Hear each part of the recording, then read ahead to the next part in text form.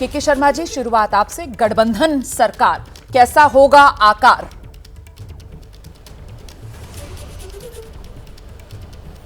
स्वाभाविक रूप से रोमाना जी, अब बिल्कुल स्पष्ट है, माननीय प्रधानमंत्री नरेंद्र मोदी जी लगातार तीसरी बार इस देश के प्रधानमंत्री के पद की शपथ लेंगे। और जो 4 तारीख के परिणाम आए और उसके बाद 5 तारीख को जो एनडीए गठबंधन की जो बैठक हुई है, उसमें हमारे सभी सहयोगी दलों ने बिना शर्त जो है अपने समर्थन की बात की है। और मंत्रिमंडल कैसा होगा, ये इसका विस्तार और इसमें कौन कौन लोग पार्टिसिपेट करेंगे, ये प्रेरोगेटिव जो है ये माननीय प्रधानमंत्री जी का खुद का होता है।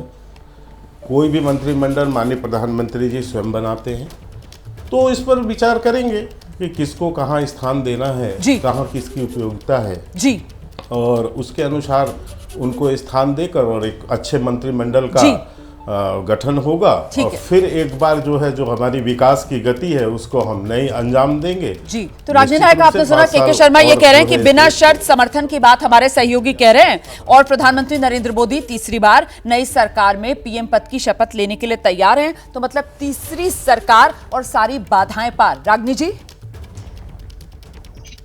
रोमाना, मोदी सरकार के तो दिन लग गए, पर कमर कस लीजिएगा, क्योंकि एनडीए सरकार की जब भी आगे आने वाले समय में बात करेंगी तो उसके आकार नहीं, उसके अंदर के विकार के बारे में बात करनी पड़ेगी। और ये बात तो मोदी जी भी बहुत अच्छे से समझते हैं, क्योंकि जो तानाशाह है ना, उसके लिए गठबंधन की सरकार चलाना इतनी टेढ़ी कीर है कि वो ना निगली जाएगी ना उगली जाएगी। और परसों यानी कि नतीजे के दिन से जो चेहरे का रंग उड़ा हुआ है ना मोदी जी का, वो कहीं ना कहीं इस बात का प्रत्यक्ष प्रमाण है कि एनडीए की सरकार कितनी बेनूर होने वाली है। क्योंकि गठबंधन की सरकार चलाने के लिए 56 इंच का सीना नहीं चाहिए होता है, एक बहुत बड़ा दिल चाहिए, और मोदी जी का दिल बहुत पहले पथरा गया। अब देखिए, 2 प्रमुख दल हैं जिनके बिना एनडीए सरकार चल नहीं सकती, जदयू और टीडीपी। आपने अपनी रिपोर्ट में भी दिखाया। मैं 2-3 बातें जल्दी जल्दी बोलना चाहती हूँ। देखिए, सबसे पहले तो 30 अप्रैल 2014 के दिन तिरुपति में भगवान के घर पे खड़े होकर नरेंद्र मोदी जी ने विशेष राज्य देने का वादा किया था आंध्र प्रदेश को। 10 साल से वो वादा पूरा नहीं। चंद्रबाबू नायडू जी ने अपने मैनिफेस्टो में लिखा कि हज जाने वाले हर मुसलमान को 1 लाख रुपए की धनराशि दी जाएगी। क्या मोदी जी देंगे? उन्होंने लिखा कि दुल्हन स्कीम के चलते हर गरीब मुसलमान जोड़े को निकाह करते हुए 1 लाख रुपए की धनराशि दी जाएगी। क्या नरेंद्र मोदी जी देंगे? और आज तो अग्निवीर पर इतना बड़ा सवाल जदयू ने उठा दिया जी। जातिगत जनगणना जो नीतीश कुमार जी के मुख्यमंत्री रहते हुए हुई, क्या मोदी जी जिसका विरोध करते रहे पूरे देश में करवाएंगे? बिहार को क्या विशेष राज्य का दर्जा मिलेगा? ये तमाम ऐसे सवाल हैं, मुझे लगता है, जिनका जवाब आज भाजपा के प्रवक्ता को देना चाहिए। ठीक है, ये बिना शर्त का अंधेरे में तीर लगाने से काम नहीं चलने वाला। ठीक है, एक एक कर इन तमाम मुद्दों पर बात करते हैं। मैं अंजुम आरा जी का रुख कर रही हूँ, जेडीयू की तरफ से हमारे साथ मौजूद हैं। अंजुम आरा जी, ये अभी सरकार बनी नहीं है, अभी नई सरकार ने शपथ नहीं ली है, लेकिन आपके नेताओं की तरफ से अभी से जो मोदी सरकार की अग्निपथ योजना थी, उसको लेकर समीक्षा की जानी चाहिए, उसमें खामियां दूर की जानी चाहिए। अभी से आपको पिछली मोदी सरकार के फैसलों में खामियां नजर आ रही हैं। ये साथ साथ चलेंगे कैसे आप लोग?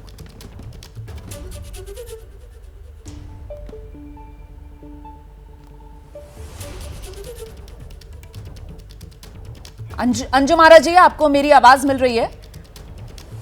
अच्छा, उनसे हमारा संपर्क नहीं हो पा रहा है। चलिए, मिल रही रोमाना जी, मिल रही है तो फिर जवाब दीजिए। मैं आपसे सवाल ये पूछ रही हूं कि अभी आप लोगों की नई सरकार बनी नहीं है, सरकार का शपथ अभी हुआ नहीं है, और अभी से जो मोदी सरकार की अग्निपथ योजना थी उसको दुरुस्त करने की बात आप लोग कर रहे हैं, उसमें खामियां आप लोग देख रहे हैं और दिखा रहे हैं देश को। ऐसे कैसे सरकार चलेगी? देखिए रुमाना जी, देश की जनता ने और बिहार की जनता ने भी एनडीए गठबंधन को आदरणीय प्रधानमंत्री श्री नरेंद्र मोदी जी के लीडरशिप को अपना फुल मैंडेट दिया हुआ है। और अग्निवीर जो हमारी योजना रही है, उसको लेकर के हमारे राष्ट्रीय प्रवक्ता आदरणीय श्री केसी त्यागी जी ने अपनी बातों को स्पष्ट कर दिया है। देखिए, बिहार में आदरणीय नीतीश कुमार जी के लीडरशिप में एनडीए की जो गवर्नमेंट रही है, उन्होंने बदहाल बिहार को विकासशील बिहार बनाया है। यहाँ 7 निश्चय पार्ट 2 के माध्यम से युवा शक्ति बिहार की प्रगति के माध्यम से यहाँ के लड़के जो हैं वो पढ़ाई कर रहे हैं, आगे बढ़ रहे हैं। महिला सशक्तिकरण की दिशा में बिहार ने एक राष्ट्रीय पटल पे लंबी, मतलब आप ये कह रही हैं कि समीक्षा होनी चाहिए, अग्निपथ को दुरुस्त करने की जरूरत है, ये यही कह रही है ना आप कि अग्निपथ योजना को दुरुस्त करने की जरूरत है, इसी पर आ रही हैं आप?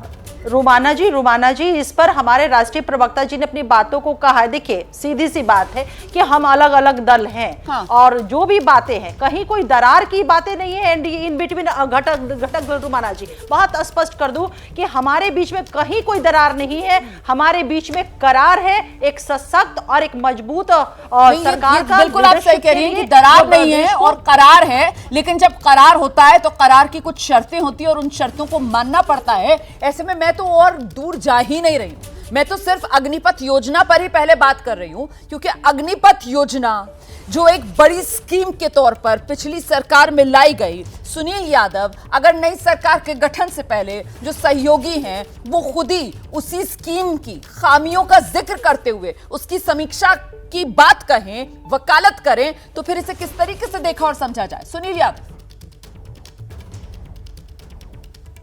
देखिए रोमाना जी, मान लीजिए कि अगर पूरे देश में इस बात की चर्चा चल रही है कि बीजेपी की सरकार बनने जा रही है, तो जो सहयोगी हैं, नीतीश जी समाजवादी विचारधारा के व्यक्ति हैं, वो भारतीय जनता पार्टी की सरकार से मोदी जी से कहेंगे कि आप जाति जनगणना कराइए, अग्निवीर को आप कैंसिल करिए, आप मुसलमानों के खिलाफ मत बोलिए, आप पिछड़ों का आरक्षण मत छीनिए, दलितों का आरक्षण मत छीनिए, किसानों पर थार मत चढ़ाइए, किसानों पर गोली मत चलाइए। तो आप सोचिए, अभी भारतीय जनता पार्टी ने तो नहीं कहा ना कि मोदी जी प्रधानमंत्री होंगे बीजेपी की तरफ से, नार्सेस ने कहा है। अभी तो ये मोदी और शाह जी ही सब कुछ करते जा रहे हैं कि नहीं हम शपथ लेने जा रहे हैं, प्रस्ताव आ गया है। मेरा अपना मानना है रोमाना जी, उत्तर प्रदेश में माननीय अखिलेश यादव जी ने भारतीय जनता पार्टी के विजय रथ को रोका है। अगर बीजेपी की सरकार बन भी दिल्ली में जाती है तो उसमें भय नहीं होगा, उस सरकार में नफरत भी नहीं होगी, तानाशाही भी नहीं होगा, अहंकार भी नहीं होगा, क्योंकि भय, नफरत, तानाशाही, अहंकार को माननीय अखिलेश यादव जी ने कुचल दिया अपनी पीडीए की रणनीति से। ठीक है, अब ये सरकार अगर बन भी जाती है तो कितने दिन की सरकार होगी? 6 महीने की। चलिए अब सर, तो उस प्रधानमंत्री जी पर आगे आ विदेश भी नहीं जाएंगे, जा पाएंगे। कितने दिन की सरकार होगी, कब तक चलेगी, उस पर आगे आएंगे। लेकिन क्योंकि आपने थार का जिक्र किया और आपने किसानों को रोंदने का जिक्र किया और उसमें सबसे ज्यादा विवादों में अगर कोई रहे तो वो अजय मिश्रा टेनी, वही लखीमपुर से जो सांसद रहे 2014 में भी, 2019 में भी, एक बार फिर बीजेपी ने उनको टिकट दिया था, मंत्री वो सरकार में, लेकिन वो हार गए। वहां लखीमपुर की जो जनता है उसने अपना फैसला सुना दिया। जैसे ही घड़ी का काटा दोपहर 2:30 पे आए, बबीता जी का दिल सास बहू साजिश के लिए मचल जाए। और ये है इनकी बहू, पूरे दिन ऑफिस की टेंशन हो जाए गॉन जब ये करें अपना फेवरेट शो फ्री टाइम पे ऑन। इनकी तरह आप भी देखिए अपना फेवरेट शो अपने टाइम पर और डाउनलोड कीजिए एबीपी लाइव ऐप अपने स्मार्ट टीवी पर।